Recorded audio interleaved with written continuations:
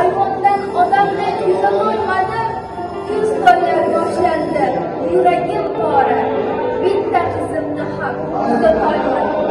Demak taqdir ekan, qo'y ko'rmay o'tmoq. Lola lola jonim, lola qizg'aldoq.